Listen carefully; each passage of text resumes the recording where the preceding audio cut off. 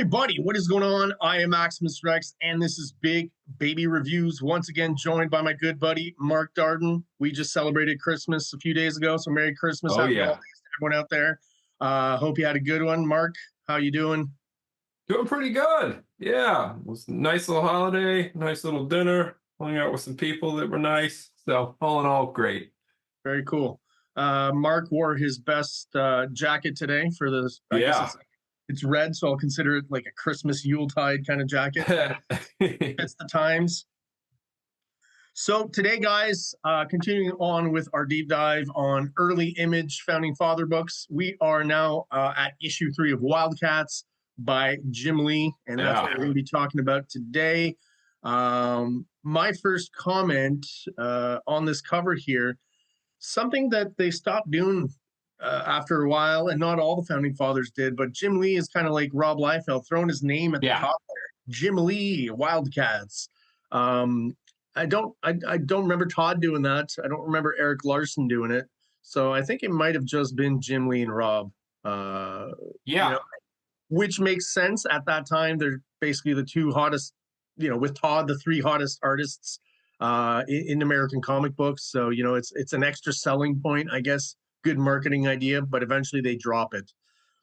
Yeah, and we've talked about before that Rob and Jim were the two that had the most parallel thinking, where they both built the studios out, pulled in lots of guys, pumped out different book ideas.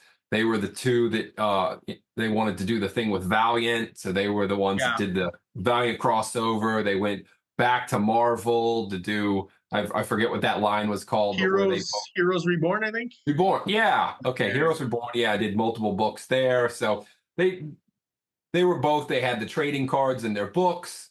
They went from they both skipped out on doing the mini series and just kept their series going to do ongoing series. They did a lot of the same, like, oh yeah, that's a good idea. They follow a lot of the same trends. They seem to be following pretty much the same business plan. Yeah. So, and speaking of Jim and Rob, one of the fun aspects of this cover here is that it is drawn, penciled by Jim Lee, but inked by Rob Liefeld. We've talked a lot of times about how early Image you had kind of these, characters crossing over in books and cameos, and then also art-wise, you've got Eric Larson inking a few panels and stuff in Youngblood #1, and you've got Jim Lee inking the cover here. And then you've got Larson, Rob Liefeld, and Jim Lee a little later on Spawn 11 doing some background inks and stuff. So it was always kind of fun back in the day to discover these fun little art tidbits of collaborations that we don't get to see too much. So I do like the result on this cover here. I definitely recognize it as Jim Lee, but there's a little kind of slightly rougher kind of aspect to the inks, which I like, which give us that kind of tinge of Rob Liefeld, and just little instances where I see the Rob Liefeld Shaft's hair, even though it was probably penciled by Jim Lee, in the finished inked look, does resemble more kind of how Rob Liefeld treats it. And you can definitely tell the difference between the hatching here and the typical slightly cleaner, maybe more kind of razor blade inking that Scott Williams does. Yeah, how fun would it have been if they'd done one of those covers where they each do their own characters, like if they had each drawn and inked their own guys? There was this ad early on in Image that featured Zealot and Chapel, which I always thought was such a cool piece, because you've got Chapel drawn by Rob and you've got Zealot obviously drawn by Jim Lee. I just always thought that piece was really good, and it was only ever used as kind of an advertisement. But some of that happening in later on in the Image United thing, right? Where Rob or Eric Larson was kind of laying out the basic, breakdown pencils, and then the guys were coming in and inking their final pieces, and possibly even penciling a little bit underneath to tighten it up. But as Image moves further and the Founding Fathers have more responsibilities and stuff, we get less and less of that, unfortunately. But this is a fun little example of that kind of thing here that I really, really like to look at. Yeah, there was a lot of fun in their first year. Also, with Cover to Wildcats 2, and then 3 months later, Wildcats 3 and Cyberforce 2 that we've already reviewed, very similar covers. I mean, they're both X-Men artists. They both worked with Claremont for a long time, so they probably got a lot of the influence of like, hey, why don't we do a cover like this for this next issue to go along with kind of being an extra panel of the story. So they both layer a whole bunch of heroes and villains in. But would you say that it worked out better with Jim's cover with differentiating it, or is that thanks to the colorist? I feel like, if we were to see these in black and white, the Silvestri cover has just maybe slightly more depth to it, right? Where you've got, really bigger characters in the foreground and, smaller characters in the background. Where here, it does feel like the characters are almost like in a wrestling ring and really like a battle royale where they're really close together. So there's less depth, just drawing and art-wise, illustration-wise in the image. But the colors, for some reason, I don't know exactly what it is, maybe just the contrast between dark and light and everything. The colors just work better on this cover. They're not quite as I get what's the word I'm looking for. I feel like on the Cyberforce cover, the covers are kind of muted and blended. You know what I mean? They don't quite differentiate the forms as much as the cover that we get here. That's just much more colorful, much more saturated. Yeah, a lot of darker tones on the Cyberforce cover and just brighter, more saturated colors on this Wildcat cover. So maybe the coloring is what helps kind of separate the background, the foreground, the middle ground, and all that in this one. And that probably, to my eyes, makes it a slightly more successful cover. Another thing that's interesting about this comic book is, and we'll see it, there's multiple splash pages, multiple double page splashes. There's only one page that even hits 5 panels. Okay. So with a very low panel count, there's only 64 panels across 23 pages, averaging less than 3 panels per page. So we're starting. I was going to say we're starting to move into that image mold, right? Of what people would criticize Image about early on, the fact that the low panel count, the lack of backgrounds. Although I wouldn't accuse Jim Lee of that in this issue. No. Really good backgrounds throughout. But yeah, I can definitely see the number of panels per page getting smaller and smaller, and the panels themselves getting bigger and bigger, and getting closer to full splash pages, basically.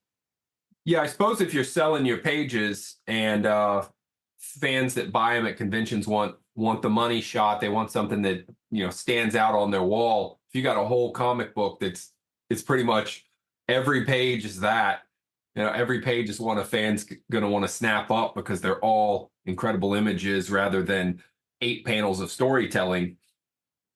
It makes yourself some extra money. Those pages, those two page plot points in Savage Dragon where it's just 2 characters talking and there's 9, 10, 12 panels. Probably not as sellable as, the double page splash of Bedrock punching Savage Dragon in the face, right? Absolutely not. Yeah.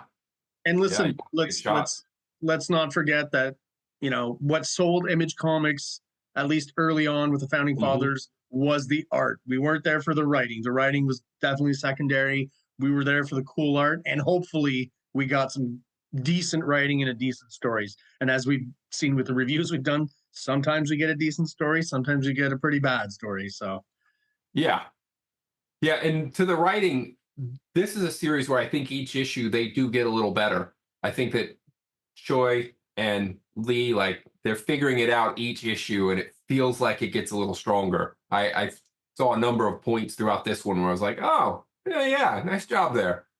I would 100% agree with that. I found this issue pretty delightful art-wise, and also story-wise. It feels like it's coalescing a little bit more. The plot's a little tighter, and we're going somewhere. It does feel like we're going somewhere. It's a huge battle, pretty much most of the issue.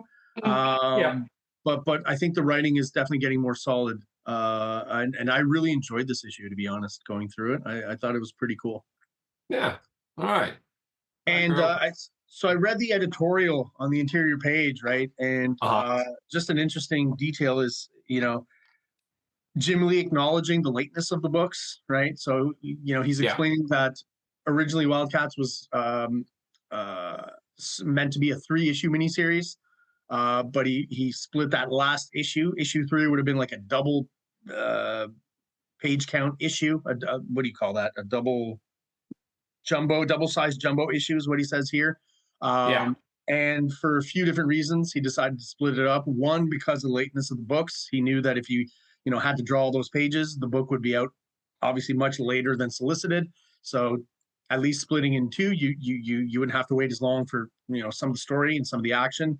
And he also talks about how issue 4 was polybagged with a card, which was originally meant for this double jumbo sized issue, but the cards weren't ready in time.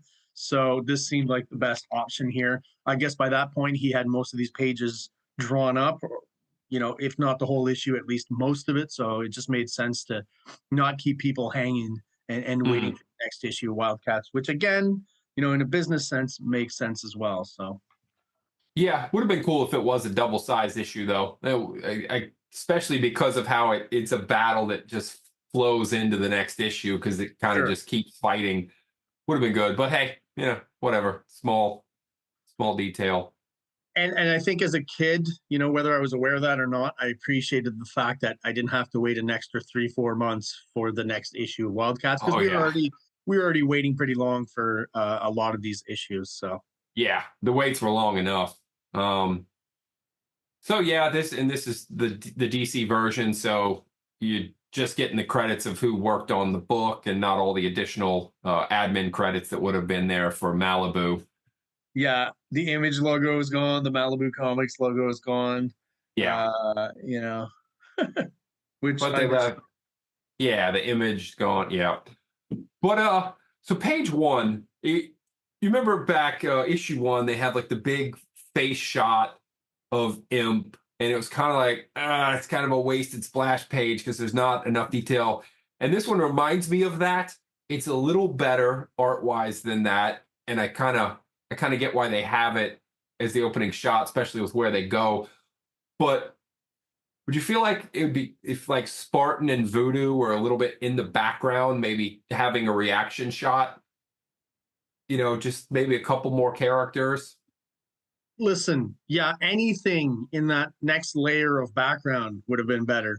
A little bit of the environment even. But yeah, I think your idea of, throwing 2 or 3 of the Wildcats there, also reacting to what Maul's reacting to, just would have made sense. So I do feel like he put a lot of work and effort into the shot of Maul. It looks great, but then kind of decided to move on when, I think it would have worked better with a little bit more background elements. Like you said, a few of the characters just reacting as well, instead of just this kind of, colored background, anything at all, like just a few characters and some background of the, they're not in a laboratory, but they're in some sort of government facility, right? So yeah, details of the facility, something, because just as an opening, like I get this big face shot, and if it was later in the book, the impact would maybe work better. But as an opening, I'm just like, okay, let's go ahead and turn the page because I'm not getting much going on. Yeah, I'm getting nothing out of this.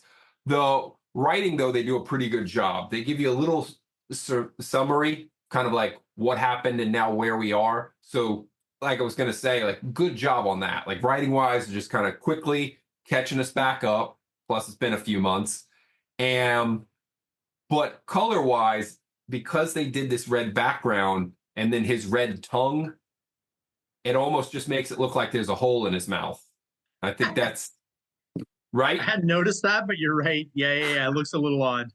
It just looks like his mouth is open and somebody, shot him through the cheek or something and just. Yeah, it's weird now that you mentioned it, because I hadn't really noticed, but like it feels like he spent just a lot of time on some cool hatching and shading and rendering on the face. It looks great. And then even the teeth have got a bit of hatching and stuff. And then when it came to the tongue, he's just, I guess I can't be bothered. Even up close like this, showing a bit of taste buds. Oh, yeah.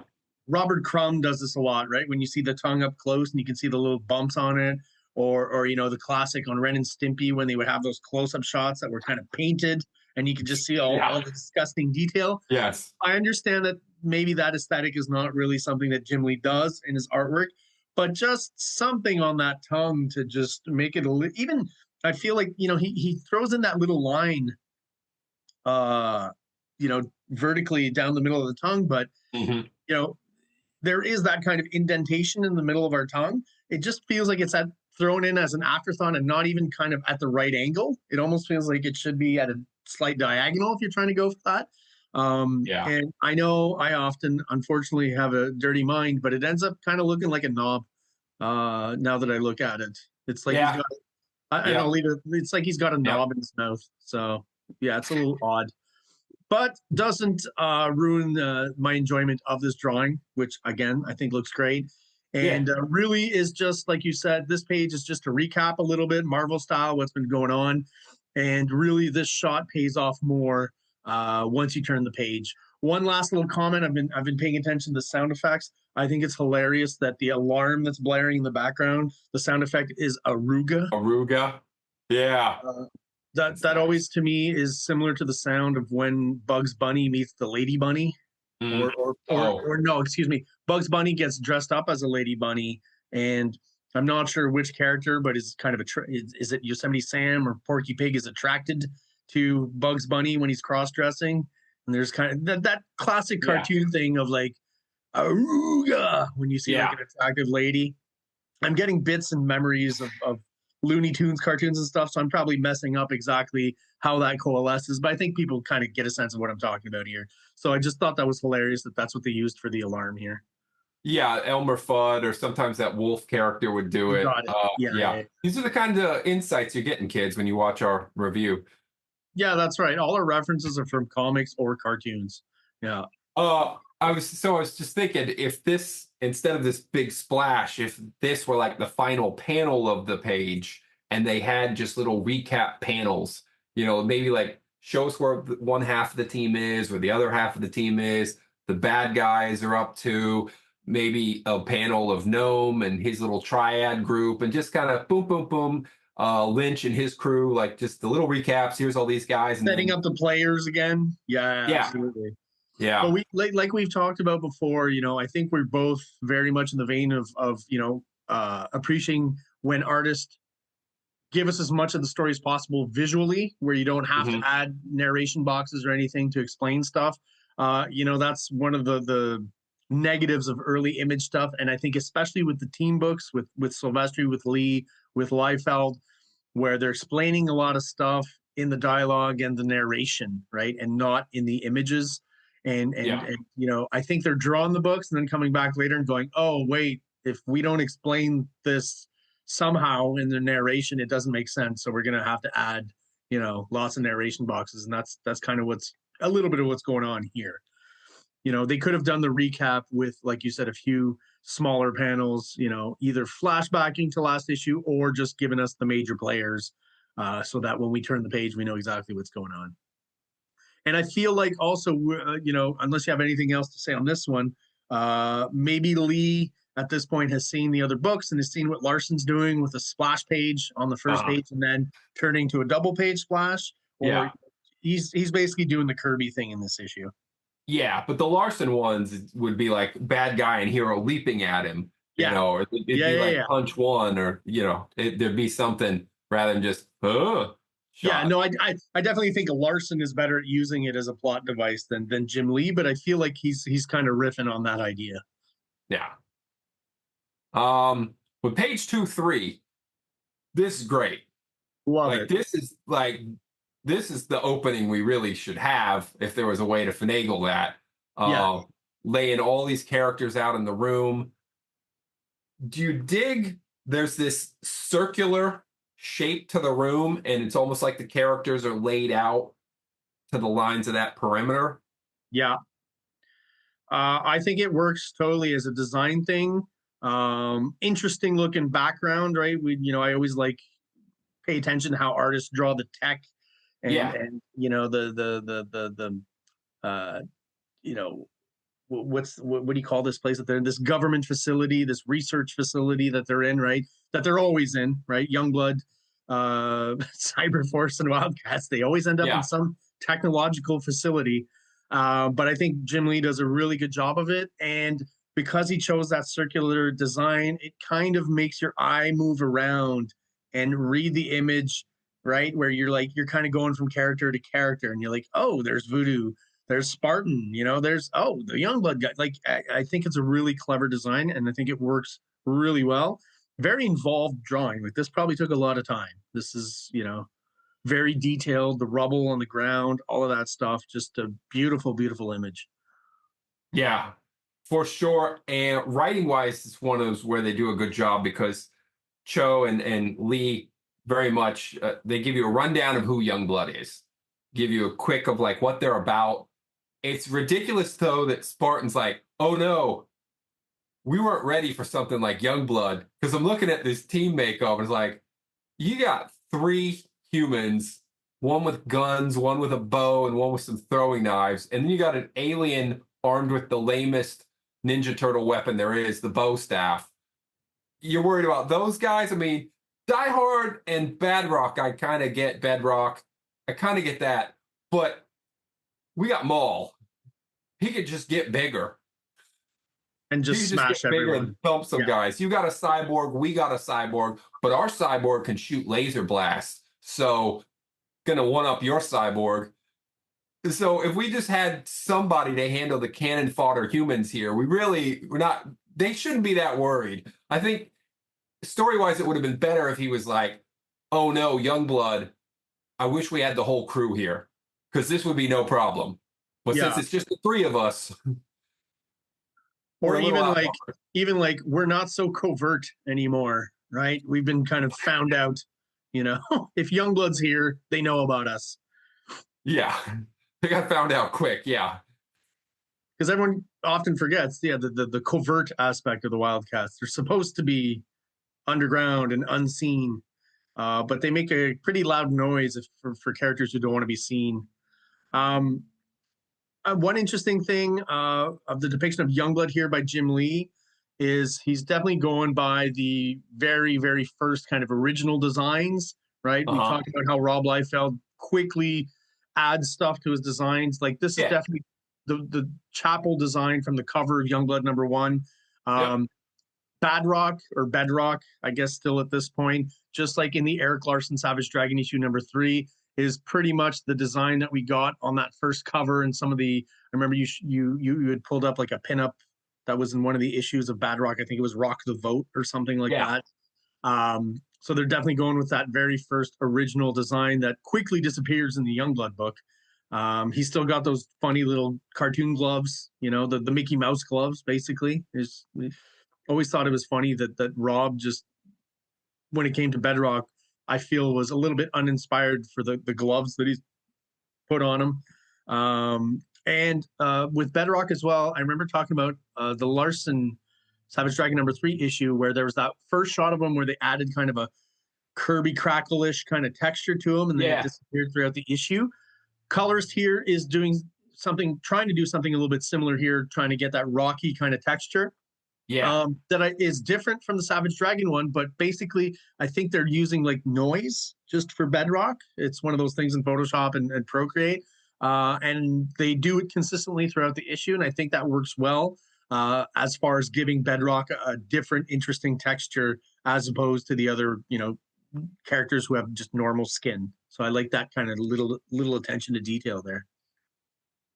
Yeah, it's a good one. And this, I mean, there's that lame opening reaction shot, but then this is great. And this going to the next 2-page splash this is such a great setup to then, Yeah.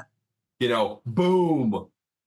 Here's what you came here for. I mean, this 2-page spread or double-page splash, just amazing. I mean, Maul's size, clearly scaling bigger. I don't know that they mention. Oh yeah, they do mention, don't they? But you know, him managing with one fist to hit multiple guys, Chapel and Shaft immediately into action. You know, bows, shooting. Voodoo, I feel like, or excuse me, Vogue. There's too many of these V's names. I feel like Vogue more should have like tackled the vice president, like her action being like just getting him out of the way. Yeah. Would be a little better than her little hop over. The only people really not doing anything is like Spartan and Voodoo, or like Maul swings, all of Youngblood reacts. Spartan and Voodoo, like, oh shoot, I guess, are we supposed to do something now? You know, they're kind of like, we're Almost it, Spartan blasting right away. it almost feels like they're just kind of taking cover behind Maul. Like that's kind of, you know, they're like, he's getting bigger and he's absorbing all the hits, so let's just hide behind him. Yeah, I think like you said, the sequence of these two double page splashes in a row is great. You know, you don't see that a lot, and I think No. it works pretty well. He's not cheaping out on either of the splashes. There's some good stuff going on with the characters. You know, he establishes with the last one, and then he gets into the nitty gritty kind of action on this one, which I think works really well. All the figure work and stuff looks amazing, looks awesome. And again, not cheaping out on the background. We just get a nice smorgasbord of, you know, research center, laboratory, technology, and walls and backgrounds and stuff that all look amazing. The one detail that kind of bothers me here, Jim Lee is, you know, as opposed to Rob Liefeld, who I've talked about, you know, from page to page, the costumes can change a little bit and he lacks consistency there. Jim Lee's always been pretty consistent with his designs, but I noticed this yesterday going through this issue. Maul has those huge tusks on his back that come out, Yeah. right? Right. All of a sudden on this double splash here, they're just gone. And Yeah. I kind of, you know, I don't know this for sure, but I don't know if it has something to do with the fact that, you know, I went and looked on Google Image and I put in Maul Wildstorm and I got a bunch of images from many different artists, Jim Lee included, drawing Maul. There's never a shot of those tusks showing where they come from, where they pop out of his Uh-huh. back. It's always foreshortened, you know, or I think there's a shot later on in this issue, unless it's on the Yeah. Google page I saw. But if I see it, I'll point it Yeah. out. We'll see. It comes up. Yeah. We'll kind of see it from behind, but still. You almost never see it from behind. And then, like Yeah. I said, in the one shot, it's foreshortened where it looks like it's coming from his lower back, but his upper back. So you never get a shot showing where those tusks actually emanate and pop out of, which is just odd. Yeah. And it kind of reminds me, I talked about in past reviews, early Cable when he had those two things sticking out of his back, and there would never be a shot from the back kind of showing you, are those guns? Are those handles? Are those exhaust pipes? Like, what are those things? And there's just one artist who kind of tackled it during, I think, the Extinction Agenda. You know, Rob was drawing some books, but other artists, I think it's, if I'm not mistaken, John Bogdanov. He was doing, I think, X Factor or something during that crossover. And there's this one shot where it's you see Cable from the back, and it's he's drawn it, and they just come out of his back. You know, it doesn't help explain what it is, but he's the one guy who I saw do a shot from the back showing where those things actually come out or emanate from. I know it's a weird detail to talk about, but it's just little questions I ask myself and I never really got an answer to. Yeah. So word wise, the one thing I thought would be a little more fun on the previous page, they had the line of like, the Earthlings saying the bigger they are, and Maul goes, the harder you fall. And I feel like he just could have switched up and been like, the bigger they are, the harder I hit. Yeah, yeah. Yeah.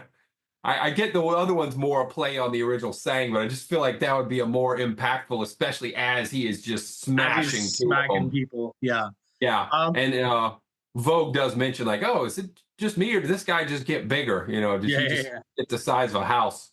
I also love that since we changed the angle, we see Shaft coming out of that little hallway that they just came in through. So he's coming from behind the hallway where before on the previous page, because of the angle of shot, we don't see that in the way. But it's a nice touch. I definitely think Rob or Eric probably would have shown combat going over the panel border.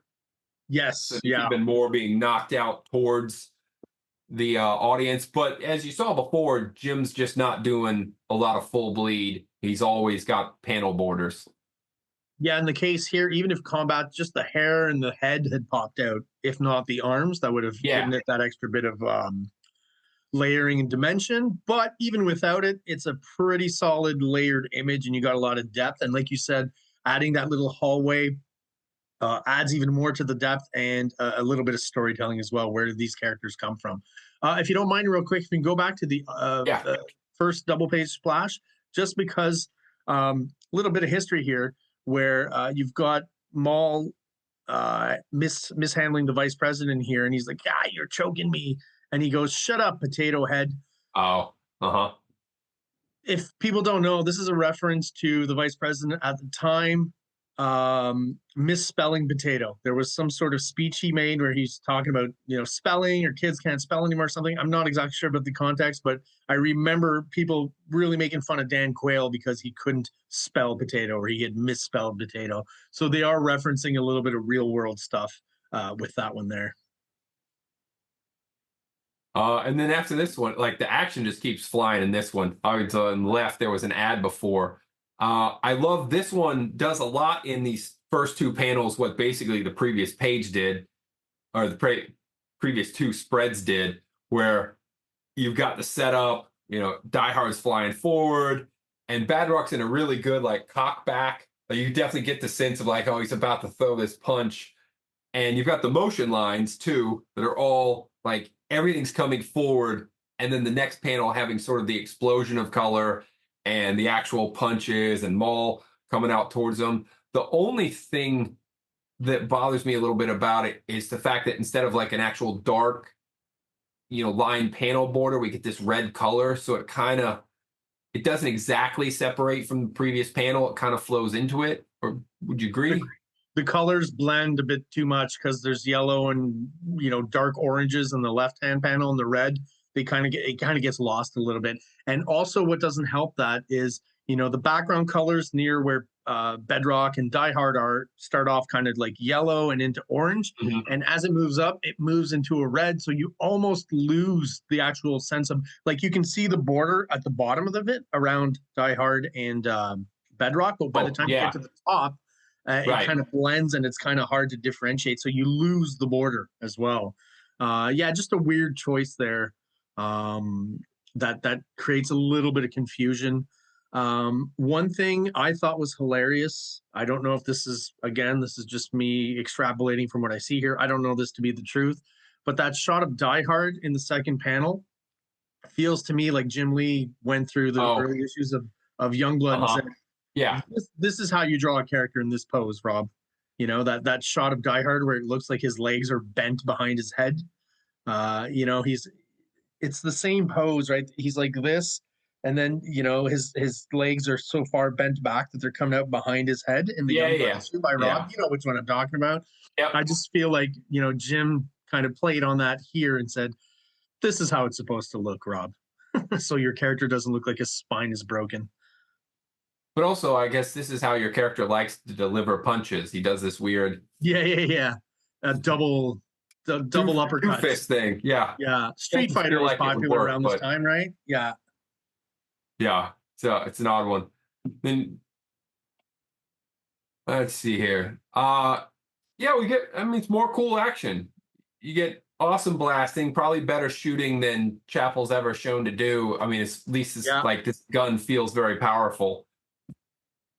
Yeah, what's coming out of it too, like the use of color and stuff, I think is pretty interesting here. You've got no outlines, and that happened on the double page splash as well. Everything that's kind of being ejected from the guns and the explosion stuff, you've got kind of a color hold with no dark outline around it, and I think it works pretty well. Yeah. And then, so page 1, they described Maul's abilities. So they're doing a good job of like detailing what characters do. And on this page, even though it's, Chapel's taking action and shooting, but then they go and start describing how Spartan's abilities work, like the fact that he's this cyborg and the fact that the systems are rerouting power and they're rerouting sensory inputs, and it's like working around the damage. So it's like a nice touch of like, okay, here's what this character can do, which they really need with, as we'll continue to see throughout the series with Void, where we need an explanation of what are her abilities, because she'll do stuff and then she'll be like, oh, I can't right now. Sorry. And we're like, why? Yeah, exactly. Yeah. But here with Spartan, they give us a good detail of what he's capable of. So it's nice storytelling. And I think if we look at these 2 pages too, these are 2 good examples of pretty awesome coloring. I think the color in this issue is really solid as well.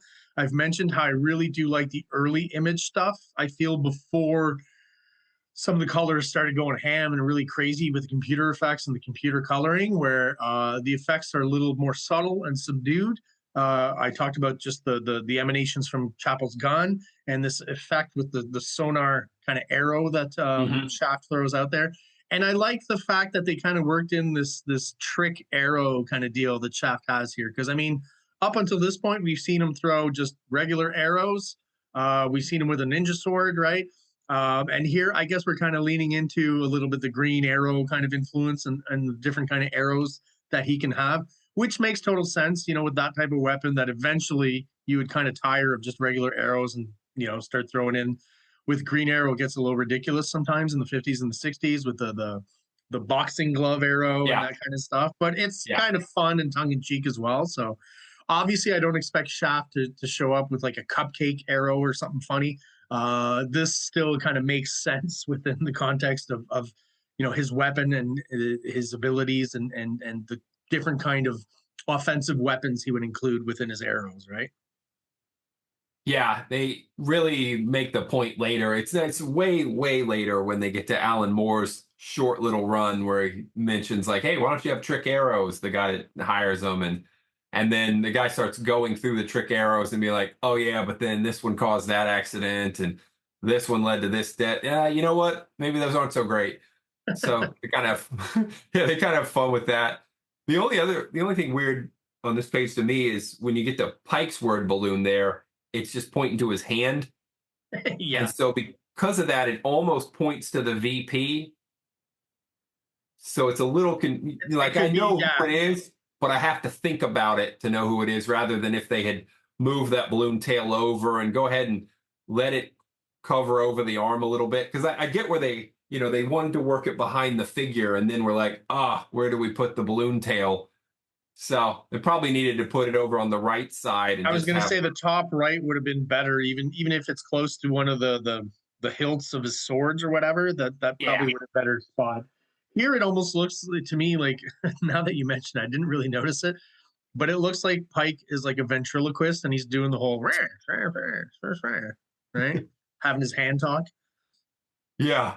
And then it's also interesting that they've got the VP in the background in the silhouette, and he's still like, it's like he's still in his monologue yelling pose, but he doesn't say anything in this panel.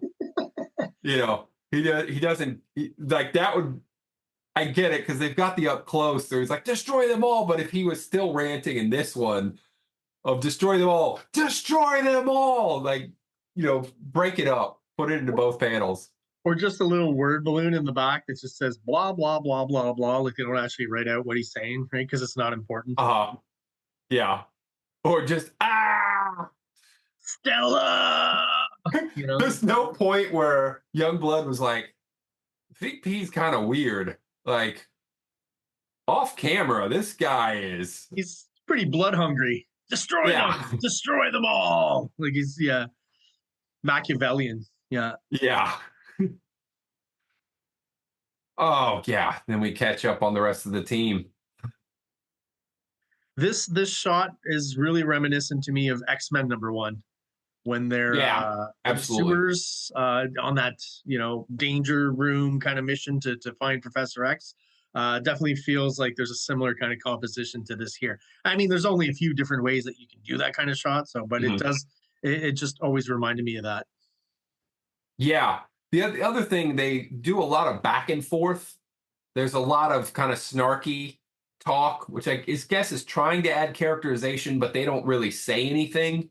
Yeah. And it feels like a good spot for them to talk about what it is they're doing. Give us a recap of what their purpose is in this moment, rather than this little back and forth. Also, that third. Oh, good. Well, I was going to say maybe they realized by issue 3 is like we really haven't given these characters that much, you know, personality or characterization, so they're trying to fit a bit more in there, possibly. Yeah, it also, well, he mentions that they've fought them before. Warblade is saying like, "Oh, we've handled them before. It was easy, but we haven't seen that as an audience yet, Yeah. so it's not really effective." And then her saying, "Well, luck will only carry forth." Like, well, what are you talking about? Luck? Like we beat them? It's not luck. We were better. So then you've got that third panel where it's another big close up, but it's not a great close up. And it just feels like the panel before it with so many characters could use a lot more space. And then you could just have a small panel, one of those where, you got the big panel and then just have the little small overlapping panel to show his face for the additional yapping. Yeah, a lot of real estate there for a pretty boring shot, to be honest. Yeah. Yes, a whole lot. And then page 10, this one confused me a bit. Why not, start with that establishing shot? Give us the establishing shot. And then from that establishing shot where we see this opening in the top of the roof, then go to the shot of the people that are in the science suits and like, what are these energy radiation suits? Go to them and then go to the big money shot of the villain. I kind of get of wanting to open the page like, oh, it's the villain and he's all, but story-wise, establishing shot, the guy leading down to the guys in the suit, and then the villain who's in charge of it all. I don't quite get the choice of why to do it the other way. Yeah, I think you're right. For the flow of the story, if you just literally inverse all of these panels, it just flows a lot better for sure. Because then it's like you're starting with the establishing shot of where they are, and even though it's not a movie, we don't get this, but it's almost like if panel one is the bottom panel, panel two is the one on the right, it's almost like you're zooming into the facility and then moving in, right? Yeah, it would very much create that rather than they're in close and then sort of spreading out. But it just like my eyes don't even really want to look at the establishing shot at the end. It's like we're already here. It doesn't matter at that point. Yeah. Yeah. Feels Putting it wasted. at the end of the sequence almost makes it superfluous, right? You don't really need it at that point. Yeah, tacked on. Then we've got they very quickly, they were in the tunnels and now they're catching up. I do think this is a lettering thing, but where Hellspawn is talking and there's the breakup to emphasize his final point. When he says, they can, so it's of no consequence now. There's nothing they can do to stop us once the lasers are activated. Then the next part, go with a bigger loop or even a separate word balloon and have the tail connect, make it bigger so that he's saying it will all be over. Like if you want to separate that to emphasize it will all be over, separate the balloon or make it bigger, give us some emphasis. Give the lettering a bolder kind of look, bigger lettering, like he's saying a bit louder. It would help to button his dialogue a bit more, for sure. Visually, at least, it would have more impact. This page and the last couple of pages before this is kind of an example of what you were talking about, where the panel count starts to go down, right? We got 3 to 5 panels per page, and we're getting something on each of these pages that, in relation to what you mentioned about selling art pages and conventions and stuff, what they kind of call the anchor image page, right? So all 3 of these images have that. You've got, on the previous pages, the shot of the whole team, right? Yeah. That second panel there, if you're buying this page, you like that image. You're like, that's a cool image. Yeah. You're looking into buying the next page. You've got that cool kind of money shot of Hellspawn, right? And then on the page that we were on, you've got once again the Wildcats in action, Zealot, Grifter, and Warblade jumping around, bullets flying everywhere. So they're really starting to almost systematically at this point, practice that thing of the anchor image. I remember I've mentioned before that splitting image parody that they did at Image early on. They poke fun at that as well. They literally say it where it's like, hey, I think it's Eric Larson in it, who's like, I stopped working with this writer on the Adjectiveless Spineless Man. I think the character is the parody of Spider-Man, because he just had me doing these pages of 9 panels with tons of dialogue and stuff, and he's like, now I can just draw splash pages and money shots, and it's a lot easier to sell at conventions. They literally say it in their own parody book. So Yeah, because you remember they talk about how Jim was at one of the things that like motivated Jim to join Image is because while they were at that convention and they were asking him to join, and then he was sitting in on a Marvel thing, and they sold like his artwork from X-Men #1 and like sold it for 30 grand or something. And if he was making say 2 grand a page, then what did he make? Oh yeah, and that's assuming he was getting 2 grand a page. He might not have been getting that at the time. He might have been getting a few hundred per page, and then that's it. some royalties. So if he got a couple hundred a page, and he got paid say 4 grand, and then he just watched the art get sold for 30, then that's got to be on his mind of like, wait, so that could have been mine. And yeah, it's nice we're getting this little royalties, but man, this just one successful year, this money would stack up. And so now it's like all money shot pages. I can sell all of these at conventions. And at the time, I don't like at the time, if you were meeting them at conventions, these were still selling in the hundreds. So they were great pickups for the fans, but also still an extra payday for him. Yeah, if I had known how much original art would eventually be worth, Right. I would have started right away back in the day, even though it was hundreds of dollars and probably very expensive for me as a kid. If Yeah. I could have picked up at least a couple of Jim Lee pages or Rob Liefeld pages, man, those would be worth so much today. It's crazy. Yeah. They've recently hit like one of the, I think it's the cover to New Mutants '98 or something, surpassed like the $1 million mark at one of the last auctions. So crazy. Yeah. Wild. It's insane. So yeah, man, the money shots keep coming. It's weird. So it's weird that they have Pike be the guy that like he holds up his staff and it creates an energy shield, which doesn't make a lot of sense for a staff because like, well, is his hand still in front of it? But yeah. Can they still shoot his fingers off? Like yeah. Oh, my hand, my sticking out hand, my one weakness. Especially because Hellspawn is shown to have that ability anyway. So like they just ought to have Hellspawn's arm out and have him creating that power shield. Because it would make just as much sense if she was holding out her spear and just like, oh yeah, it's my spear that also can project a shield off the tip for some reason. It's not even like they try to have him do like, oh yeah, I'm just whirling my staff so fast that it's blocking your shots. It's just like, oh, we need a shield and Pike happens to be in front. So we'll just pretend he can do that. Yeah, I think it's just, convenience sake that all of a sudden like Pike's, staff can create a shield. It can serve, soft serve ice cream if you want to, it's got all these multiple functions. Yeah. I want to say the design of the Daemonites, right? Once you actually see them in kind of their monstrous alien form, there's something about it. Not that I think it's bad in any way, but I feel it's very much derivative still. Like even in the early '90s, it's like people were still designing their aliens like Alien. You know what I mean? Or I guess in between that, we've talked before about this too, where the Brood from X-Men lore already definitely have a huge alien influence in their design and how they work and how they take over bodies and stuff. Like it's pretty much Marvel's version of Alien. So Jim Lee here not being very original, he's adding to it. He's, giving it more of an Image vibe, I guess, to a certain extent. But I just still feel the Daemonites are pretty derivative of the Brood and by association, the Alien kind of look, right? The long, elongated head and stuff.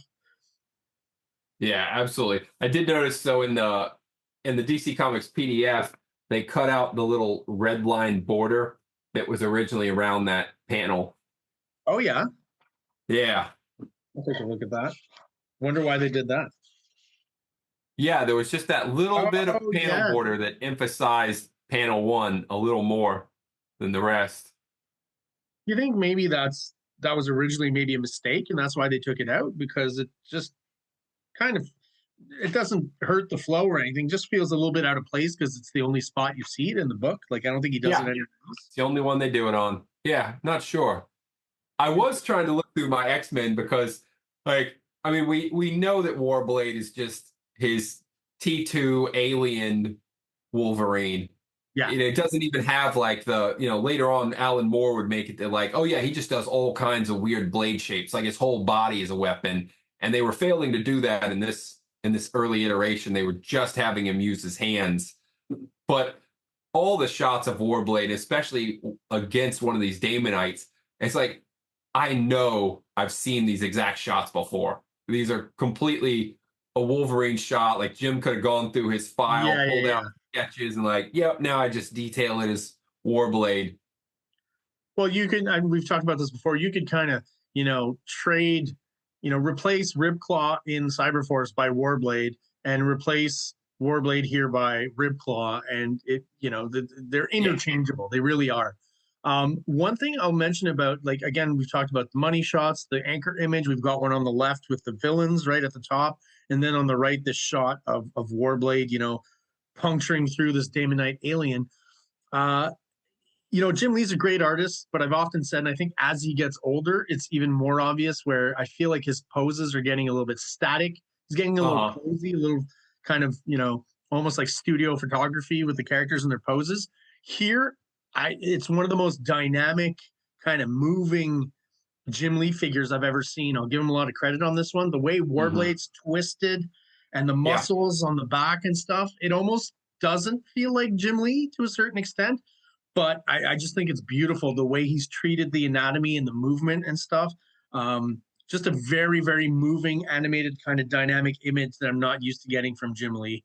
And I just think it's beautiful. And we talked about earlier where he could have had things pop out of the panel. Well, he actually does it here. Yeah. Maybe to help with the fact that there's no background, right? So by doing that, you get a little bit more depth in the image. And I think it works really well. What I maybe would have done is still had the end of his fingers kind of stop within the page and not have it go fully off the page at the top there. But that's just a little bit of nitpicking. Oh, sure. Yeah, yeah. I see your point there. It just ruins the effect a little bit, but I mean, not the end of the world. Yeah. So then we get the only page where they check back in on Gnome. Because he's like in the 2 pages in issue number 1 where they have the meeting.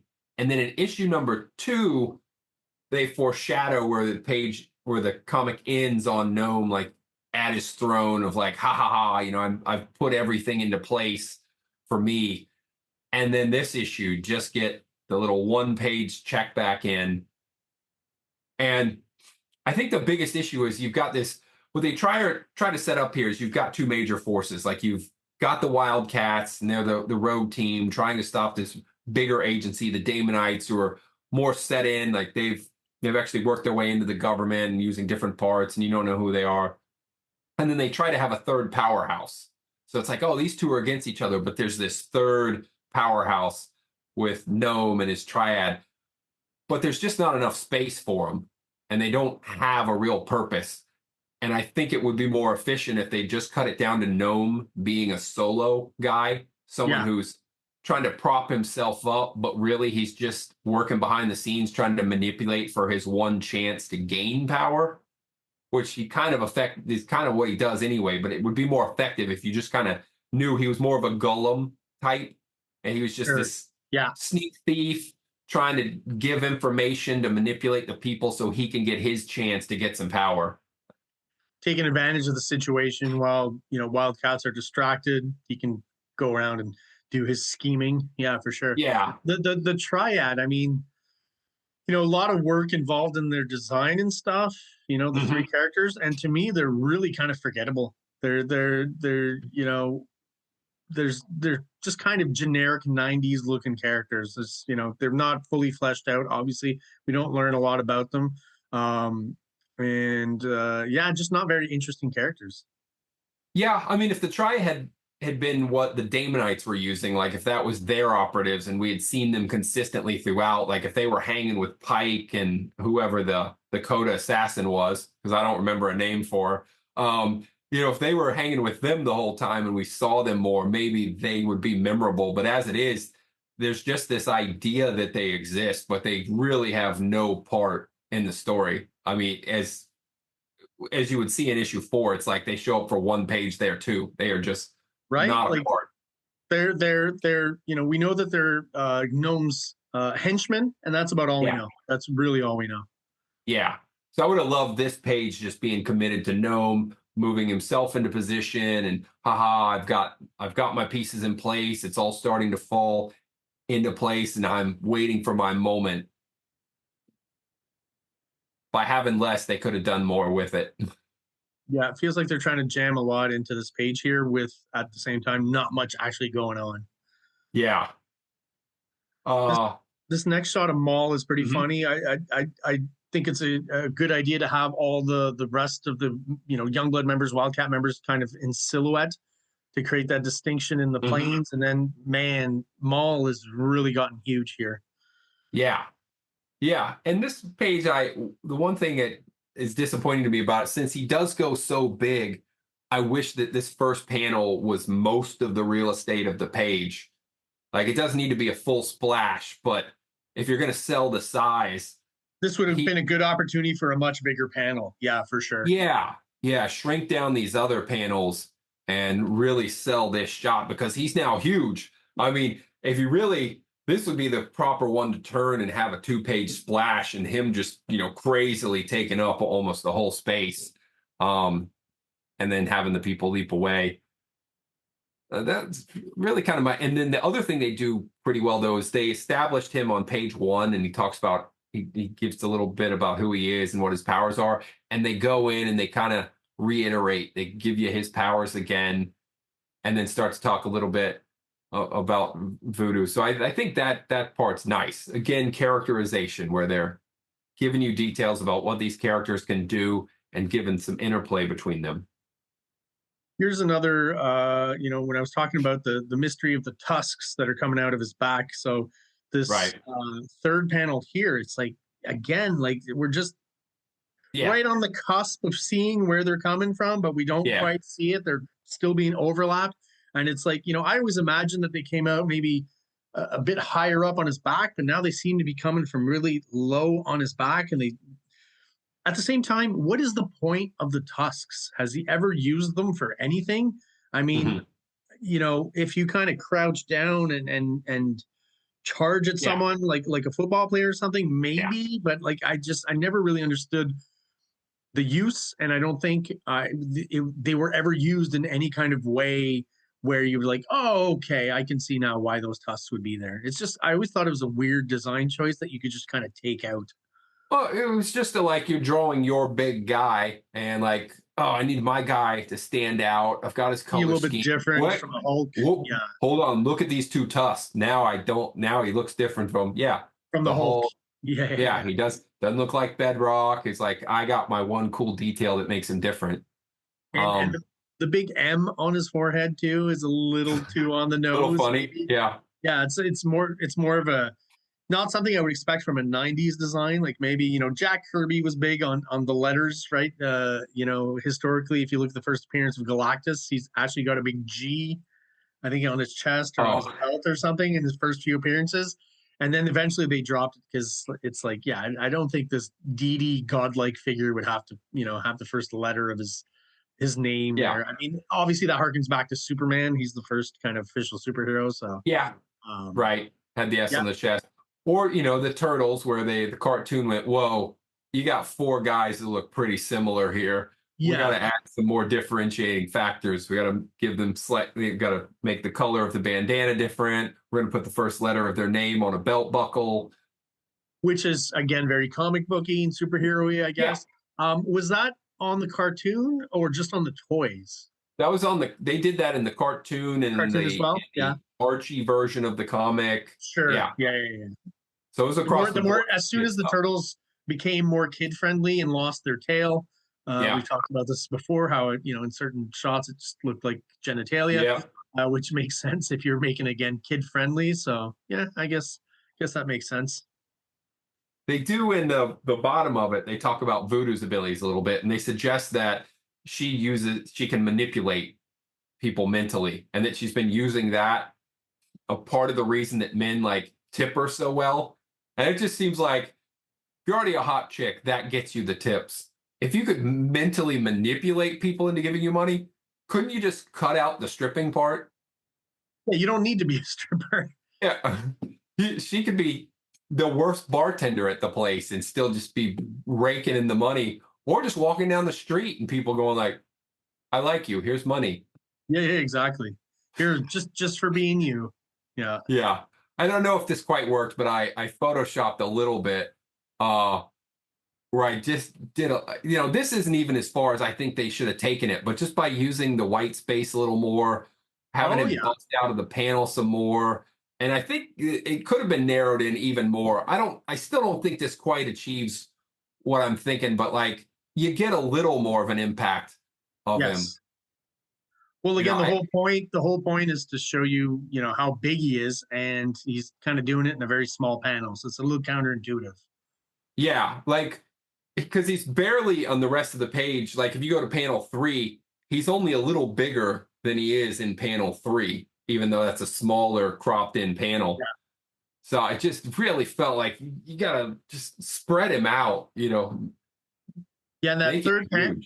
that third panel, I wish they still maybe had like again the same idea, even just silhouettes in the foreground Oh, to again uh-huh. reinforce how big he is. Because out of context like this, you don't necessarily get a sense of his scale, right? So Oh, so this back and forth in this part of the story is kind of interesting. Like the Damonite here kind of outs himself, which seems dumb. Like if you're like, hey, I got young blood here to take care of me, why jump in and draw a gun? Like at some point, young blood would be thinking something's not right about this guy. Like this guy is a vice president. yeah, yeah, exactly. It's very weird. And then it goes from that to like he gets, gun to her head. It's a comic book, so I kind of get it, but he gets gun to the head, doesn't pull the trigger. Shaft puts his hand on him, but then he immediately just shoots at Shaft. He doesn't bother to actually shoot the person he wants to shoot. He then throws off his protection team by shooting their leader. And then even after that, Voodoo still has not made her move. She's still like, "Hey, do you mind if I do this? Like, can I show you what's going on?" Yeah, yeah, yeah. And then Shaft has to go, "Okay, lady, you can show us." And it's also weird that she touches his gun. Like she touches the gun instead of him. It's like, shouldn't she be making contact with like show him Pin or sure the touch the hand or lips, the something. hands. Yeah, yeah, yeah. Yeah, something. It's a weird sequence. I mean, I do love the only thing that makes me think, how do you fix it? Is that the reaction shot of Bedrock after the vice president shoots Shaft, going like, guys, does Smear got to dust the VP? That's funny. I dig that part, but otherwise, it would make so much more sense that like gun to her head, she touches the VP, the Damonite launches out, and then the team goes, "Oh no!" That sequence makes so much more logic. There's too many extra panels here. Yeah, and there's something weird about, I guess, the Damonite or slash Dan Quayle is a bad shot. Because I mean he shoots, Oh it's not like Shock is yeah, far away here. He's right next to him, and he shoots yeah, him. right. And I always thought that was just a weird choice because I guess what they're going for is that the shot just grazed him because you've got blood coming off of his head. You've Yeah. got arrows flying out of his quiver holder, whatever that's called in the Mhm. back there. So, it's got maximum impact, but it doesn't kill him. So I always just thought that was a weird choice. Also, I don't know if combat is like this all throughout the issue. I'm looking at the cover here. Um, One thing that's a little bit off model is he usually has kind of like me, like a mustache that kind of cuts through and blends into his beard, where Jim just draws him mustacheless. So I don't know what the deal is there. Oh, no, he stayed consistent. He didn't give him a mustache throughout the comic. Well, that's it. But I know that Combat does have the mustache, so I don't know why he didn't include it. If that's he just didn't notice it, or because in the original design he's definitely got the mustache. Hmm. Um, what would have fixed that sequence for you? That major panel up there where Voodoo does say at the end, "Watch out." The problem is it comes too late. Like if they had a little box in the corner of her going, "Watch out," and then Shaft had a little more of a diving away motion, but still gets hit rather than because the it's almost like they tried to fix it in words because the Yes. action totally is him getting shot and he's falling away versus if he was leaping away where it was a planned action, it would justify the fact that he's still okay versus the way the shot looks. It's like, no, he totally just shot him in the head and he should be down and out. And even when you read that image, like sequentially, just the order of things, he gets shot, Yeah. you know, Damonite Dan Quayle says quite a lot. Yeah. And then Right. Voodoo's like, watch out. It's like, Voodoo, you're a little late on that, I think. Yeah. Oh, absolutely. Yeah. Yeah. Then we get the whole exorcist moment here. Yeah. Yeah, where she's exorcising the demons, and I mean, it's very cool. You get a low detailed drawing with color that works very nice. Um, Kicking out the alien, which I think just almost immediately dies from. It seems like once these things get expelled, they can't survive in this environment, so they just are out. But then one of them was fighting Warblade for a while, so you know. No, he was still in there. He Oh, he morphed. just changed. Oh, he wasn't exercised. I got you. Yeah. Okay. Okay. And then all of a sudden, Dan Quayle just looks a lot less maniacal, right? Because he's not. His face returns to somewhat to normality. Yeah. I don't really have, yeah. Very purple page here, color wise. Yeah. Yeah. It This one is. as well. And then we catch up on the other team. This is another one of those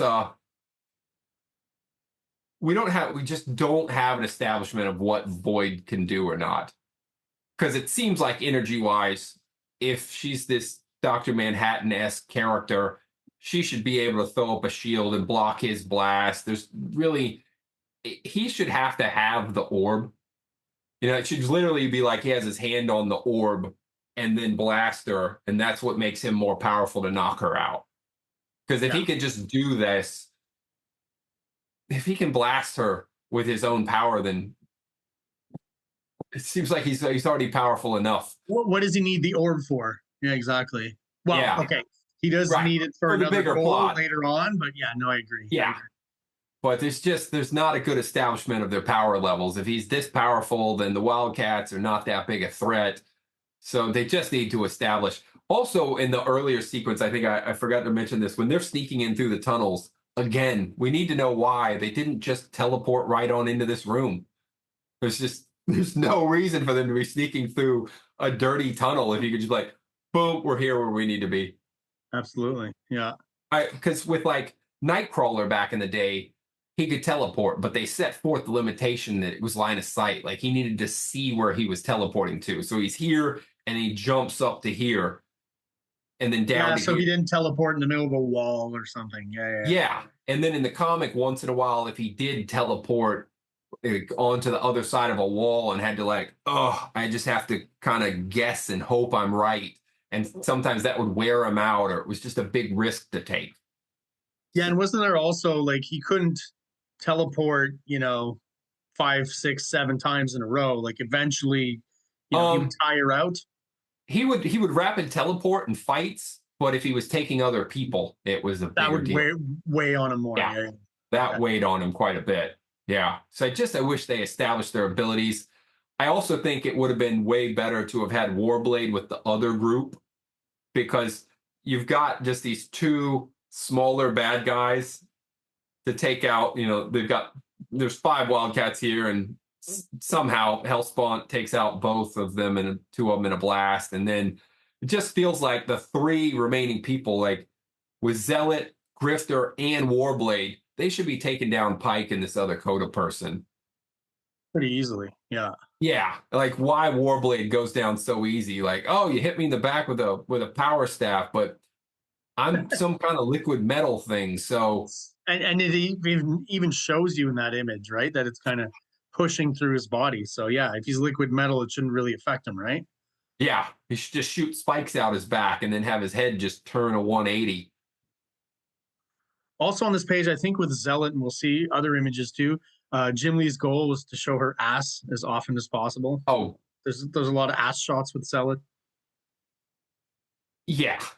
Yeah, constantly. I mean, that's why they'd have that weird turn where women are always posing in a very unnatural way to keep the You T can and see the A. ass and boobs. Yeah, Yeah, yeah. yeah, Still got an anchor image though. That big fight.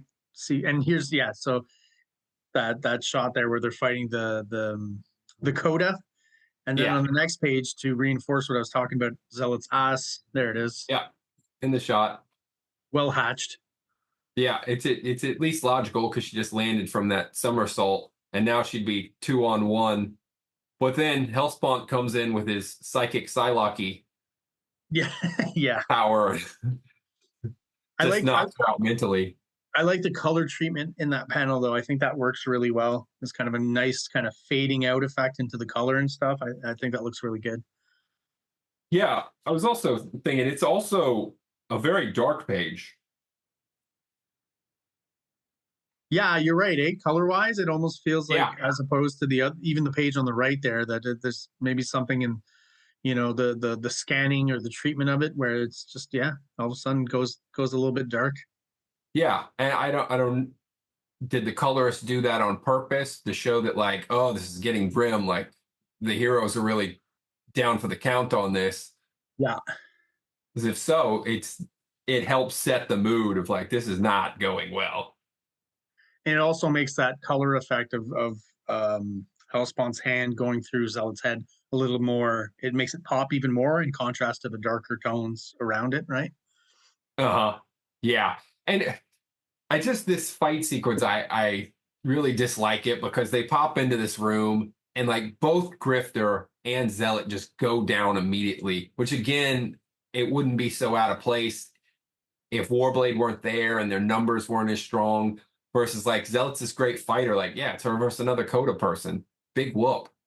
And Pike's they're there. supposed to Oh, have tons of experience as well, right? Both yeah. characters, like, and Zealot, we don't know right away, but she's apparently thousands of years old and stuff. So Yeah. So if we got to see like a sequence of her versus this code assassin and they're going back and forth and then that energy head strike takes her out and that makes the difference. And then maybe even the code assassin complains of like, you interrupted my battle. You know, I needed to see if I could beat her, or you dishonored our combat. Something like that. They could have thrown some characterization in and made this battle feel more appropriate. Which really, again, get Warblade out of there. Then you got Pike versus Grifter.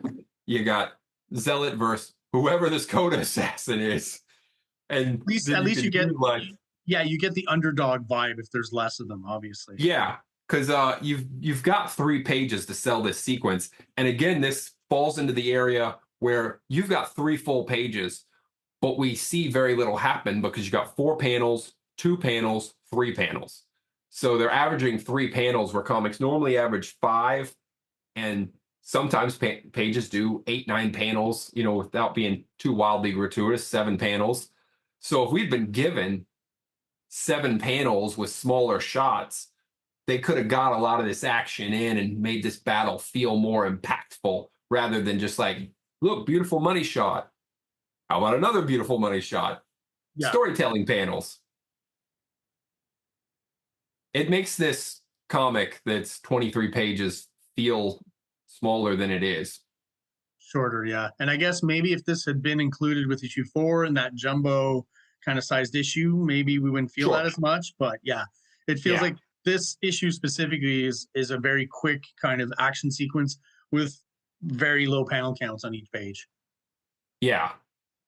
So sometimes the actions feel unearned because we just see like, oh, it's the big powerful character. Hey, oh, I'm out. Yeah. Well, okay. Well, I heard so much about you, but then nothing happened. Yeah, you're built up as very impressive. It's like in wrestling when someone gets beat in like 30 seconds or something. Oh, sure. Oh, yeah. In wrestling where somebody just runs out to the ring and they're like, oh, here comes some. Okay, well, they're done, which they do in wrestling sometimes, but I've seen them do that when they have like the 40 people are going to all wrestle in the one ring. And so some guys just, oh, yeah, and there's that guy. Oh, yeah, he's down. Yeah, but yeah, it's yeah. okay there because there's so many of them.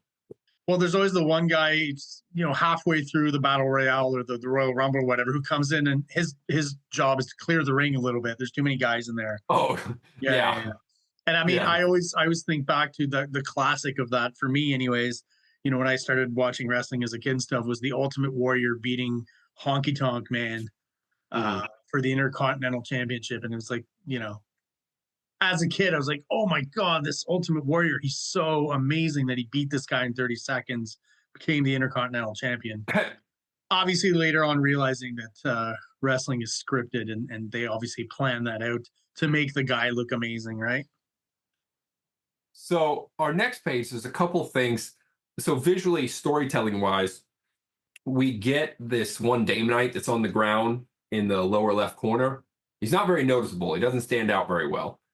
But Not colored to pop, yeah. if he had transformed halfway back into that scientist to visually remind us that, oh yeah, that's that scientist guy that you've seen Hellspawn talking to throughout Yeah, the that's who this is. Yeah, yeah, exactly. yeah, because he then refers to him in panel 2, but I'm like, who? The heck you Exactly. talking Yeah. about? So if they could, again, this is the visual storytelling part of like, you don't just make pretty drawings and then try to use words to make the story make sense. Like Eric Larson did this so well of, we know what's going on through the story. Jim Valentino did it so well of, we already know what's happening Yeah. just by looking at the pictures. Establish those things visually. It's very important. Yeah. The other confusing thing on this page is in panel 3 when there's the guys in the suits. We saw them one time earlier where they're Yes. working in this room and they're clearly working with Hellspawn. Like they know he's there. And then when the orb goes off and they're like, whoa, They're who activated the surprised. orb? Yeah, yeah, Yeah. yeah. Like, what they're like, why are they surprised? They should be like, yep, there goes that thing. Guess they've finally gotten control of the orb and they're using it. Yeah, yeah, yeah.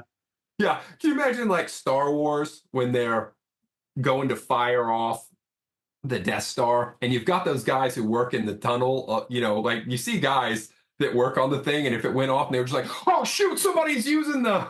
Yeah, yeah, yeah, exactly. Yeah, yeah, yeah. If Versus you have like, a Death Star, you're gonna end up using it, right? Like it yeah, just because in that movie, like you see this wild blast go off, and the guys are just like, "Mm-hmm, yep, that's what's supposed to happen." They're yeah. just, they know what they're there for. Versus They're very these guys, very like, matter of fact. Yeah. yeah, like I almost wondered who are these guys? Like, are these scientists who are not in on what's going on? Or these other guys? And they're just the reaction does not connect. Yeah. Uh, and then the final page, it's not a bad. I guess probably they had to work out this cliffhanger since they weren't going to keep rolling. So they just kind of give you this cool shot of like the silhouette and space, and then the suggestion of at least one ship. I don't know if those like moon things are supposed to be ships. There's a few like he was smart as far as time to get this page done.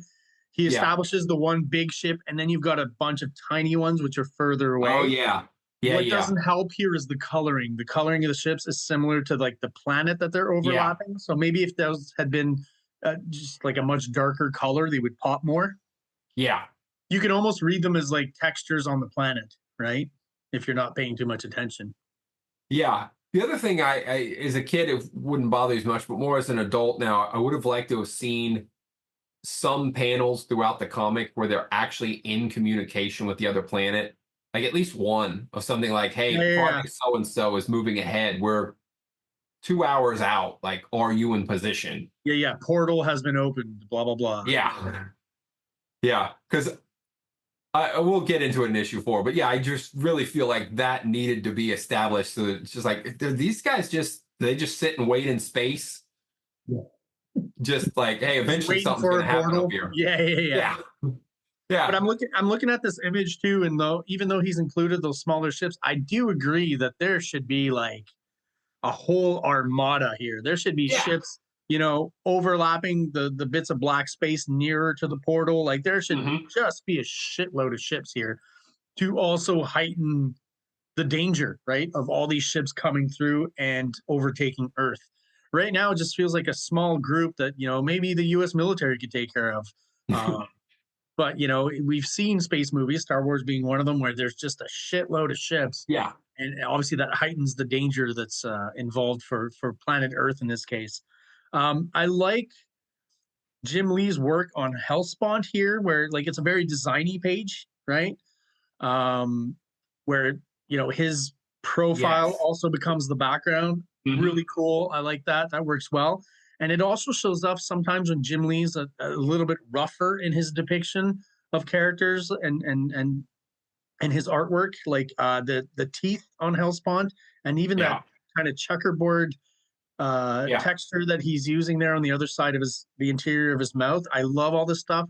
I've seen a few recently, just on Facebook in the last couple of days, images of Jim Lee when he inks himself, and I really do. Nothing against Scott Williams. He gives us that Hmm. classic kind of '90s Jim Lee sheen that we like in his artwork. But when Jim Lee inks his own stuff, it's always a little bit rougher. He uses white medium, sometimes some gray washes and stuff. I really like when Jim Lee just fully does his own artwork. We get a bit of that rougher kind of feel and texture to it, which again, we always associate Jim Lee as being a very clean, aesthetically pleasing kind of artist. And when he goes rough, I still find it aesthetically pleasing. I just feel it's a little bit more visceral. Yeah. So I think overall, they do pepper in a lot of good characterization and story details. But there's definitely some missed opportunities throughout this with the battles, Yes. um, visually showing Maul's abilities could have been so much better. And I think the issue with Gnome is kind of showing where they're throwing together, firing from the hip because they got to go, and then as the comic plays out, there really isn't space for this whole other big group, Yeah. which is why if he was just like a solo operative, it would have fit better into the story. Listen, they're really, I think Cyberforce, again, we'll talk about the three kind of team books: Youngblood, Cyberforce, Wildcats. They Mhm. all Yeah, do suffer to a certain extent of just too many characters. yeah, You're already, your main characters are already a team. In the case of Youngblood, it's two teams. Maybe when it comes to the villains, streamline it a bit, just one main villain with a few henchmen, but they just, hmm, maybe they're creating all these new characters and these interesting designs and they kind of want to throw everything into the book, but it becomes kind of heavy handed and hard to follow because there's so many characters and no one gets to be kind of properly established all the way throughout. Like you said, if Gnome just didn't have his entourage, we would just naturally, in the moments that he appears, get to know a little bit more about him and his motivations and stuff that we're not getting here because, you've got one page dedicated to the guy and you've got his hmm. coda assassin and you've got the triad, his henchmen. So not a lot of room for personality and characterization, unfortunately, and that was a huge negative in all the team books and in Wildcats and Cyberforce and in Youngblood. I mean, they all kind of did the same thing. Wildcats is a whole team going up against you've got the Dame Knights and stuff, but you've got the Triad that's a team. You've got I guess Pike. There's just a few guys. There's a code in that. Cyberforce is going up against the Cyber Data team of bad Yeah, guys. Youngblood's going up against the Four, and then the Berserkers show up, and it's just like it's a yeah, real overload, excuse me, and that's where I think the other Image guys were a bit smarter with the single character in yeah, that when you introduce antagonists and villains and stuff, the book's a little bit lighter and you have more time to establish those characters. yeah. I mean, you could pretty much cut Warblade from this story because And it wouldn't matter. what little he does, that would just be more opportunity for Zealot to show off what a great warrior she is. Or even Spartan, because Spartan doesn't really do much in this episode, in this issue either. No, he does almost nothing throughout this comic book. Yeah, he too really could use some more space. I mean, an assassin just ripping his arm off was a really bad moment. Yeah. Which again, a battle with some back and forth leading up. Maybe multiple cuts to the arm before slashing it off, but it just got ripped off immediately. It really made this guy feel small. Yeah, like I don't know if I'm imagining this or you know, if this happens somewhere. I'm referencing something that I don't have like a specific kind of reference to, but I almost think it would have been fun if once his arm gets blown off, he picks it up and starts swatting bad guys with the arm that's been cut Yeah. off. Like that would have been, you know, just a bit of a bit of a shining moment for Spartan in this issue, and he doesn't really get one. Void Yeah. is the same, right? She appears in that tunnel real quick in one panel, and then she appears to kind of confront Hellspawn and gets taken out right away. So Yeah, if Jacob was removed from being in the action, like if he was the man behind the scenes like he ought to be, because it makes no sense for him to be on the missions, and he was just communicating to the team via Spartan, and then Spartan could be, that'd be more action Spartan could be doing. Whatever moves Jacob's making, that could have been Spartan doing that instead, and that could have upped his role, bring Warblade in later, massively up Zealot's role, you know, just less characters, because 8 characters for a new team is a lot. 5 is a much better, you know, I don't know if you've ever played like basketball. When you play 5-on-5, you end up, you can like stand around a bit, but when you're playing 3-on-3, you got to constantly be in motion and helping somewhere and moving. yeah, For a comic book, 8 characters on a team is just a lot to introduce. Bring in 5 or 6, and then you could add the others later. absolutely. Yeah. Yeah. All the Image team books kind of seem to suffer from that stuff of just introducing way too many characters all at once. Even like, you know, if we're gonna go to Marvel, the original X-Men, is there 5 of them? I guess 5 is kind of the magic number. Yeah. There's Cyclops, Marvel Girl, Iceman, Archangel, and Beast, right? 5 seems to be the magic number, where everyone gets to have a little bit of shine in each issue. Yeah. Also, let's, you know, early Marvel comics, you know, many more panels per issue, just a lot denser. You know, I've read some old Fantastic Four stuff, and I'm always amazed how much story and plot lines and characterization is stuffed into just one of those issues. Yeah, because if you're only doing 3 panels per page, you can't show us a lot. There's 64 images. Yeah. And this is an action heavy issue as well, Yeah. so even less room for that. Yeah. Yeah. And had it been its original thing of being a double issue, probably works out better. Yeah, the balance would be a bit better overall. Yeah, for sure. Yeah, it also that way would make it so that Youngblood's in one issue of Wildcats, because it's a little heavy-handed to have Youngblood have, you know, like they have their guest appearance in issue 2, where they're on the final page to let you know, foreshadow that they're here, that they're in the story. But then if they were just in issue 3 that happens to be a double, then it doesn't feel like, oh, half this Wildcats series was also a Youngblood. Yeah, they're just in one issue basically. Yeah. So the final 4 that they kind of preview here, some interesting stuff that we talked about earlier. They're going to be in the next issue, the special Wildcats card. I don't have a memory of that. Do you know what the card was that was included in this? Have it? Just because my copy that I have now, I got it back in the day, but my copy that I have now is just I found in a dollar bin and it wasn't in the poly bag anymore, right? Oh yeah, okay. I think I have that somewhere in my stuff. Yeah. Pretty good looking card actually, as opposed to the Rob Liefeld ones, I think. Yeah, no, it's a good card. The back is colored as well. Yeah, but it's. Oh yeah, that's not as fun. No, not exciting in that way. Yeah, and I think this cover image, I threw it in here. So this preview for 4, but this cover image I think is what they used for the trade paperback. Oh, okay, sure. Because it's definitely not the cover of issue 4. No, is it in issue 4 maybe as a splash or something? Is that possible? The cover to issue 4 is like so just Wildcats 3 and then Cyberforce 2 follows it and has a very similar cover. And then Wildcats 4, kind of similar to issue 3's cover for Youngblood. Absolutely. And also very similar to, I think it's issue 5 or 6 of X-Men. Yeah. Where you've got Wolverine, Gambit, and probably Psylocke. I'm not quite sure. I'm just remembering from Yeah, memory here. But it's basically the same composition. Wolverine is where Warblade is. yeah. It's basically the same The composition. one thing that that cover had that these lack, though, is that cover had the hand of Omega Red coming into the shot with like his Omega symbol on the hand, on the Oh, back kind of of in the the hand, foreground. and the tentacles are coming in.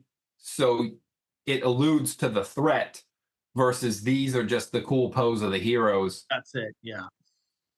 It's Yeah. a very image kind of image, if I can make that pun. Yeah. It's not as good as like Eric Larson's Savage Dragon #2, where you see Savage Dragon, but there's the hands of a creature coming in. And then, of course, behind him, you've got the wall exploding with Super Patriot popping in, which is a nice, like, oh, stuff's going to happen in this issue. Yeah. It's hence to what you're getting in the comic. Versus this is just like, oh, it's just a shot of the dudes, but Yeah. Doesn't relate to the story in any way, really. Like it just, it's a pretty it could be any cover of any issue, right? yeah, yeah, truly it could. Versus, issue 3 gives us the young blood versus Yeah. Wildcats. It's definitely given us, a preview of the melee that we're gonna see within. So definitely a successful cover story-wise, anyways, there, storyline wise. Issue 4 is also going to include a sneak preview of the Larry Stroman Image Project Tribe, Yep. which I was very much looking forward to. And I'm looking forward to seeing this preview because I don't remember a lot. I know it's probably just 4 pages or something. It's not very long. Yeah. But Larry Stroman, early on in my collecting days, I've mentioned, I really started collecting seriously with the early Image books, Spawn #2, and then backtracking, and then from there just buying everything that was Image, at least for a while. But before that, when I was kind of haphazardly buying issues here and there on the newsstand, I bought some of those early X Factor issues by Larry Stroman purely on the fact that I loved the art. I thought he was a really good artist, and I'm reviewing him right now in my regular reviews, and just amazing stuff. Really kind of solid, underrated artist that doesn't get talked about a lot. And unfortunately, I think he probably suffered like a lot of the second wave of Image guys, other than Dale Keown and maybe Jerry Ordway. Oh, Sam Keith as well. But like a lot of Sam those, Keith. a And lot of there was Mike yeah. Grell. A lot of them Yeah. kind of their books didn't, they kind of started their books, and in around issue 2 or 3 is when the comics bubble burst, and it really hurt those books more so than the Image Founders books, I think. I'm sure the Image Founders took a hit in sales, but they still kept publishing their books, where I guess for Image, it didn't make sense to keep publishing the second stringers after that, other than Dale Keown, I guess, because he probably still had fairly solid sales. And Tribe was Yeah. very late. I know issue 1 came out, and then, if I'm not mistaken, issue 2 and 3, because I do have them, they were from another publisher. Yeah, it's a weird one with Tribe. I think there's some back and forth on what really happened, because Tribe #1 comes out and then they get cut, and it seems like they get cut so fast. Yeah. Versus it's not like Pitt does well with the time frame. Like Pitt #1 comes out, and then it's like half a year till Pitt #2 comes out. But whatever reason, either through personal relationship or maybe just how much they are invested in this book or think that it fits in with Image, they let him keep rolling for like, I think 10 issues come out through Image. But for Larry Stroman to leave Marvel after 1 issue, come to come to Image and then get 1 issue out and then get cut, like, geez, guys, come on, give well, a little time. I'd be interested in seeing maybe the sales as well. I really think, like, McFarlane's talked about this in the past, where it's like, if we're putting out Image books that are selling very low, that kind of diminishes the shine of Image overall. So we got rid of those guys, and like, Mike Grell, I know, was a McFarlane friend. So, friend or not, he got cut pretty quickly because I guess the sales just weren't warranted. No, Shaman's Tears, as far as I know, he got his 12-issue series out with Image. 12 issues, eh? Yeah, so he, as far as I know, fact check me, but as far as I know, he got to stick around.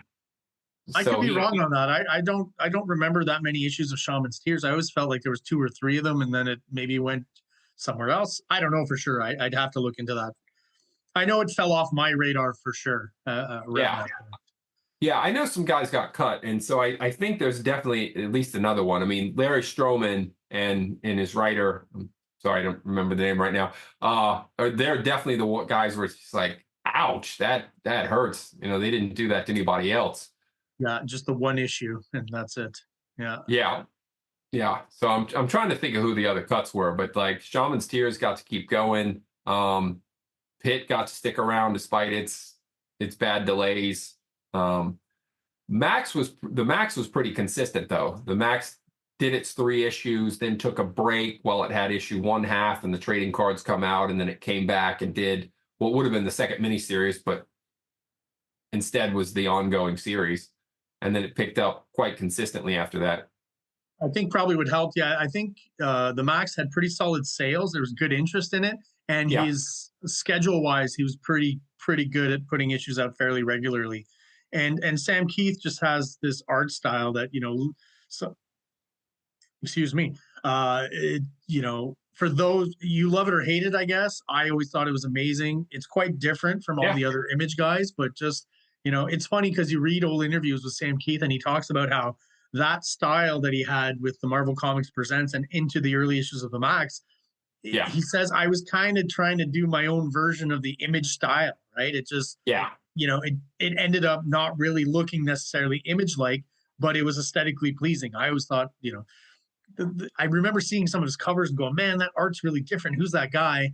And then, of course, from Wizard, issue 16, my kind of classic favorite issue of Wizard ever, I learned more about Sam Keith. That's where I knew the Max was going to be coming out.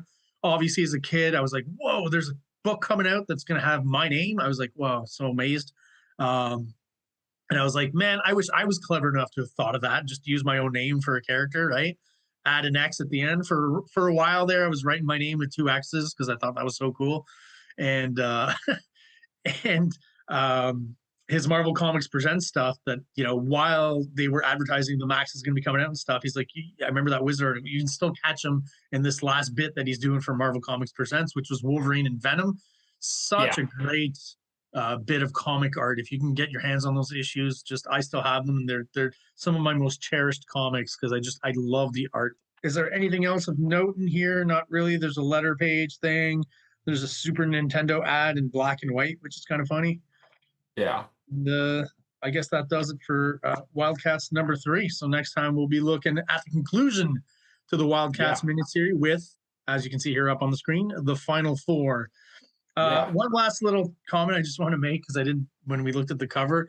A couple of things I just find funny about this cover. Just that little bit of Emp at the top there, right? At the top. Yeah. Almost like he's been pushed out of the melee, like somehow, right? They're all kind of bunched up, but woo, he's the first guy out of the ring, the Royal Rumble. And I don't know why, but this idea that Warblade is wrapping his hand around Bedrock's neck here is just kind of funny to me. You know, I don't think he can cut through a guy with concrete skin, but he certainly is trying. But just that idea here to me is just not very Jim Lee-ish. It's almost like, you know, Looney Tunesy. I don't know. Yeah, and you know, also Voodoo doesn't have a good purpose in the fight. Just kind of grab in combat. Chapel, yeah. Yeah, Chapel, right. Sorry. Oh, it's almost like she's just going to get probably would have been a something. good removal. Yeah. All right. Anything else you want to add for Wildcats number 3? No, I think that's more than enough for Wildcats number 3. All right, then we're going to go with the conclusion spiel and wrap this one up. So, guys, if you are still watching the channel and you are subscribed, thank you so much. Really do appreciate all the support. If you're watching but you're not subscribed, please do so below. Oh, let me try that again. It only takes a quick second, and it really helps the channel out. It helps us grow, helps get us out there to other people who are into comic books, just like we are. Speaking of comic books, we make our own. So, Mark, you can check out his stuff. Super the Death. Let me try that again. Kayfabe, The Death of a Super. Darkest Image and Guano Guy. You can get all of Mark's stuff at Big Cartel. And my comics, Big Baby and StarCrasher, you can find at my website, KingComics.CA. KINGCOMICS.CA. And just because I have it here, because I talked to Mark about it before, I'll just do a quick little promo on Rocco Jerome's Ghost Agents, the new book that's out now. Multiple artists doing kind of short stories in this book. Really cool, big format, old school newsprint paper, but the best quality kind, right? Smells great. I don't know if you guys are into the smell of books, but I am. So, and just like I said, multiple artists, multiple different styles within this book. And you can check out Rocco Jerome, obviously, online. And Ghost Agents is his book, multiple issues. And if anyone in Canada is interested in this, well, hit me up and we'll work something out. And there you go. Mark, thank you again for joining me. Really do appreciate it once again. And that is it. So everyone out there, thanks again for watching. And please have yourselves an awesome day. Yeah. Have a good one, guys. Like, subscribe, like, subscribe.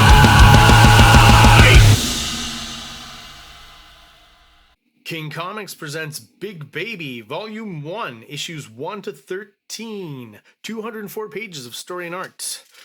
King Comics also presents STARCRASHER one-shot, 32 pages, cosmic sci-fi surrealist adventure.